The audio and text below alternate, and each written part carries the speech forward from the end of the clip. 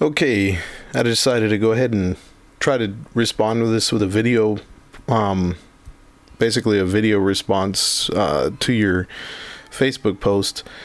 Yeah, I think what I want to do is kind of narrow down, focus down the points that I want to make. I think many of the points that are on that list have been, whole books have been written about them. So what I want to focus in on is just causality. I want to focus on, the rationality of Christian beliefs. Just from your reply to my post, you basically claim that Christianity is stupid, or any kind of, maybe you would extend that to say any type of theistic belief system or worldview would be equally as stupid. You make the assertion that that you don't think that I am stupid, that you just merely think that my belief system is stupid. Here's the problem with that, because by saying that I believe something that is stupid, I do agree that that doesn't necessarily mean that I'm a stupid person. But what it does imply is that I haven't rationally tested my beliefs, that there is no rational or reasonable basis for what I believe, and that I'm basically naive, or ignorant or deluded, or whatever you want to say that because I believe these things that I believe. Another thing I want to talk about is your point that matter and energy spontaneously creating itself is a God of the gaps theory or argument. I disagree in the sense that this is something that we simply haven't observed. I'm making a philosophical observation on a scientific observation. Scientifically, we have never seen this happen, and I don't believe that we have any reason to believe that they ever will find matter and energy spontaneously creating itself. It seems like a very sound, rational principle, that was set forth 300 years ago by Antoine Lavoisier, that matter and energy is, in his observations, matter is not created or destroyed in chemical reactions.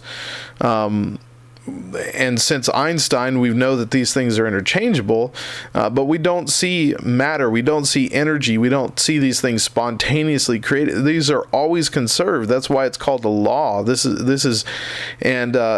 so you would say that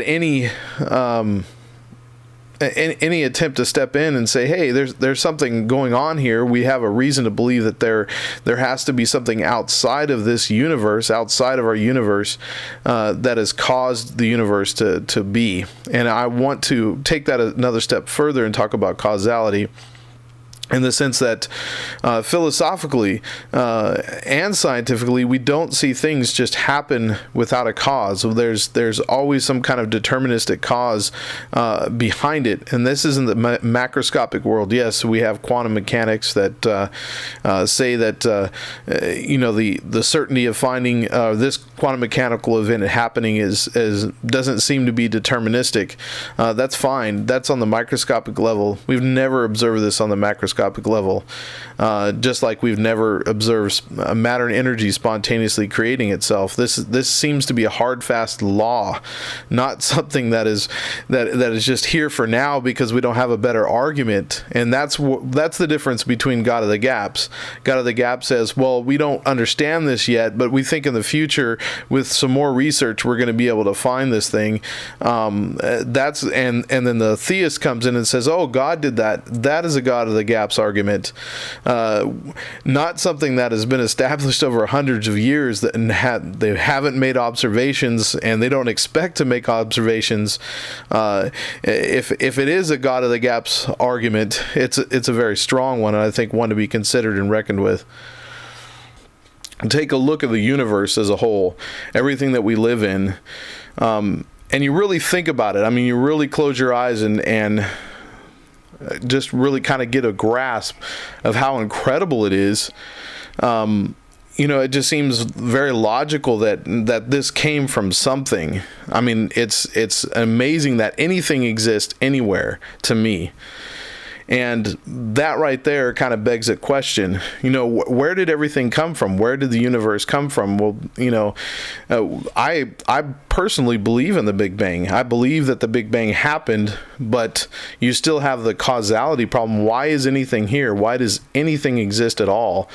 And I'm not just talking about matter and energy, but anything, concepts, if it's something immaterial, that is what I'm talking about. And having conversations with other atheists, I've actually got them to concede that, hey, you know what, I can go for a deistic God, because it does seem like this universe does need a cause. There needs to be some kind of causality here.